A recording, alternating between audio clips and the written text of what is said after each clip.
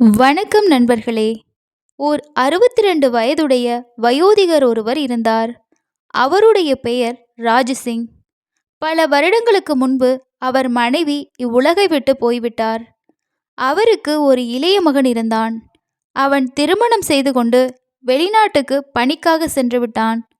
அந்த வீட்டில் ராஜசிங்கும் அவரது மருமகளும் தான் இருந்தார்கள். அவரது மகன் சந்திரதர் என்று அவனுடைய பெயர். வருடத்திற்கு ஒரு முறைதான் வீட்டுக்கு வருவான். ஒரு நாள் மருமகள் தனது மாமனாருக்காக டேபிளில் தேநீர் கொண்டு வந்து வைக்கிறாள். அப்போது வயோதிகரான ராஜசிங் தனது மருமகள் ரோஷினியை தன் கூடவே இருக்குமாறு கேட்டுக்கொள்கிறார். பிறகு அவர் சொல்கிறார், நான் தனியாக இருக்கிறதுனாலேயே எனக்கு மிகவும் சலிப்பாக இருக்கிறது. இன்னும் எத்தனை நாட்கள்தான் நான் தனியாக இருப்பது? எனக்கு திருமணம் செய்து கொள்ள வேண்டும் என்று தோன்றுகிறது. அதை கேட்ட ரோஷினி சிரித்தபடியே சொல்கிறாள், ஐயோ மாமா, இந்த வயதில் உங்களுடன் யார் திருமணம் செய்ய போகிறார்கள்? ஏன் இவ்வளவு கவலைப்படுகிறீர்கள்? நீங்கள் தனியாக இல்லை, நான் உங்களுடன் இருக்கிறேன். எனவே நீங்கள் ஒருபோதும் கவலைப்பட வேண்டியதே இல்லை. அப்போது ராஜசிங் சொல்கிறார், நீ வீட்டில்தான் இருக்கிறாய், ஆனாலும் என்னுடைய மனதினை மகிழ்விக்க ஒருவரும் இங்கு இல்லையே. இதை கேட்ட ரோஷினி மெதுவாக சிரித்தபடியே, எனக்கு நன்றாக புரிகிறது மாமா, தனிமையில் இருப்பது எப்படி இருக்கிறது என்பது. என் கணவர் வெளிநாடு போய் பல நாளாகிவிட்டது. அவர் வருடத்தில் ஒரு முறைதான் வருகிறாரே.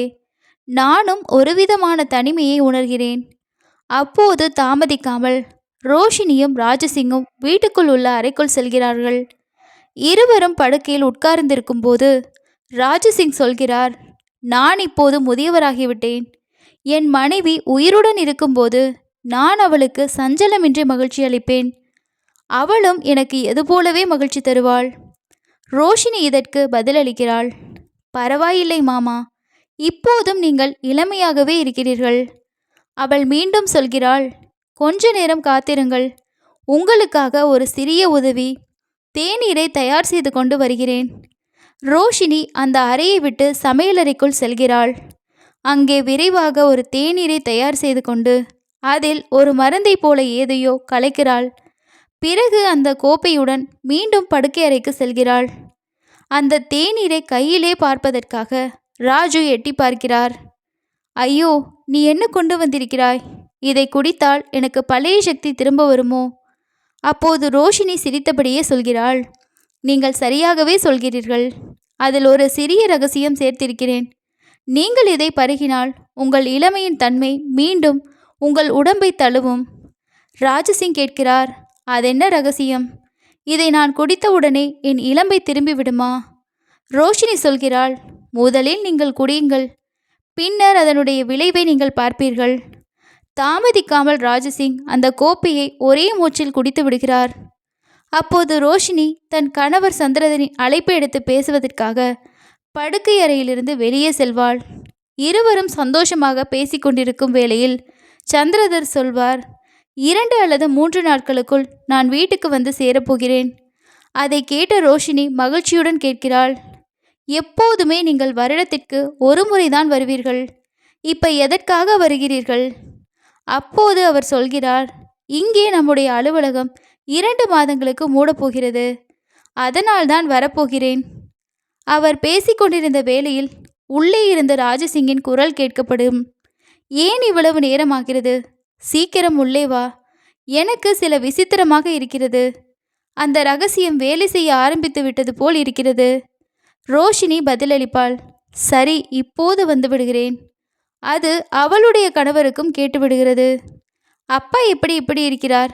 ரோஷினி சிரித்தபடியே சொல்வாள், உங்களுடைய அப்பாவே தான், இப்போது என்னை அழைக்கிறாள். பேச்சை முடித்தவுடன் ரோஹிணி அழைப்பை நிறுத்தி உள்ளே செல்வாள்.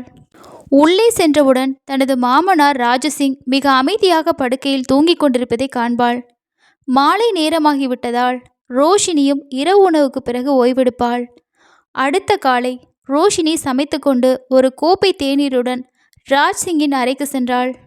அவரை பார்த்தவுடன் ராஜசிங் மகிழ்ச்சியுடன் சொல்வார், நேற்று நீ கொடுத்த பாலில் சேர்த்தது அந்த தேநீர் எனக்கு மிகுந்த மகிழ்ச்சியை கொடுத்தது. இன்று அதிகம் உற்சாகமாக இருக்கிறேன். ரோஷினி சிரித்தபடியே சொல்கிறாள், இந்த தேநீரை பருகுங்கள், இன்னும் நன்றாகவே உணர்வீர்கள். 7 நாட்கள் கழித்து சந்திரதர் வீட்டுக்கு வந்து சேர்கிறார். வீட்டுக்குள் வரும்போது ரோஷினி அவரை பார்த்தவுடன் உள்ளிருந்து ஓடி வந்து கட்டியணைப்பாள். அடுத்த நாளே சந்திரதர் சொல்வார், நாம் மூவரும் சில நாட்கள் ஹரியானாவுக்கு சுற்றி பார்க்க செல்லலாம். சில நாட்களில் அவர்கள் மூவரும் ஹரியானாவுக்கு பயணித்தார்கள். அங்கு சந்திரதர் முன்பே ஒரு பெரிய வீட்டை வாடகைக்கு எடுத்திருந்தார். மூவரும் அந்த வீட்டில் தங்கத் தொடங்கினர். ஒரு நாள் சந்திரதர் தனது தந்தையிடம் சொன்னார், நாங்கள் இருவரும் வெளியே சுற்றி பார்க்க போகிறோம். அதை கேட்ட ராஜசிங், என்னை தனியாக விட்டுவிட்டு எங்கே போகிறீர்கள்? அதற்கு சந்திரதர் சொல்கிறார், அதற்காகவே உங்களை பார்த்து கொள்ள ஒரு வேலை பெண்ணை ஏற்பாடு செய்திருக்கிறேன், கவலைப்பட வேண்டாம். பின்னர் ராஜசிங் கேட்கிறார், நான் நேரத்தை கழிக்க ஒரு ஸ்மார்ட் போன் வேண்டும். சந்திரதர் அவருக்காக ஸ்மார்ட் போனை கொடுக்கிறார். பிறகு ரோஷினியும் சந்திரதரும் வெளியே சுற்ற போகிறார்கள். இப்போது வீட்டில் ராஜசிங்கும் வேலைக்காரி பெண்ணும் மட்டுமே இருக்கிறார்கள். ஒரு நாள் ராஜசிங் சோஃபாவில் உட்கார்ந்து கொண்டு தனது ஸ்மார்ட் போனில் இன்ஸ்டாகிராமை பார்த்து கொண்டிருக்கிறார். அப்போது ஒரு இளம்பெண் தனது கைபேசி எண்ணை அந்த வீடியோவில் கூறுகிறாள். அதை கண்ட ராஜ்சிங் சிறிது வியப்புடனும் ஆவலுடனும் அந்த எண்ணை காப்பி செய்து வைத்துக் கொள்கிறார். அதை எடுத்து அவர் அந்த எண்ணிற்கும் அழைக்கிறார். இருவரும் பேசத் தொடங்குகிறார்கள். அந்த முதியவர் தன் இயல்பான பாணியில் மென்மையான வார்த்தைகளால் அந்த பெண்ணிடம் பேசுகிறார். அந்த பெண்ணும் அவரிடம் சுவாரஸ்யத்துடனும் பதிலளிக்கிறார். சில நாட்களில் அவர்கள் பேசும் பழக்கம் அதிகரிக்கிறது. ஒரு நாள் ராஜ்சிங், நீங்கள் நேரில் வரலாமே, நான் உங்களை சந்திக்க விரும்புகிறேன் என்று கூறுகிறார். அவரது வீட்டின் முகவரியையும் அவர் சொல்கிறார். அடுத்த 2 நாட்களில் அந்த பெண் வீட்டுக்கே வந்துவிடுகிறாள். இதை முன்னதாகவே ராஜ்சிங் தனது வேலைக்காரியிடம் கூறியிருந்தார். ஒரு நண்பர் வரப்போகிறார், அதை ரோஷினிக்கும் சந்திரருக்கும் சொல்ல வேண்டாம், நானே பார்த்து கொள்கிறேன் என்று கூறி சிறிது பணமும் கொடுத்து வைத்தார். அந்த பெண் வீட்டுக்கு வந்ததும் ராஜ்சிங் சந்தோஷமாக அவளை வரவேற்கிறார். அந்த நாளுக்கு அவர் சுத்தமாக குளித்து அழகான உடை அணிந்திருந்தார். வயது 62 என்றாலும் சற்றே சுறுசுறுப்பாகவே இருந்தார்.